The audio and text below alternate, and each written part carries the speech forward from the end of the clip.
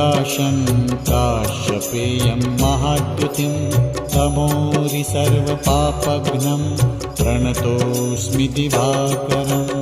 ॐ ह्रां ह्रीं ह्रौं स्वः सूर्याय नमः।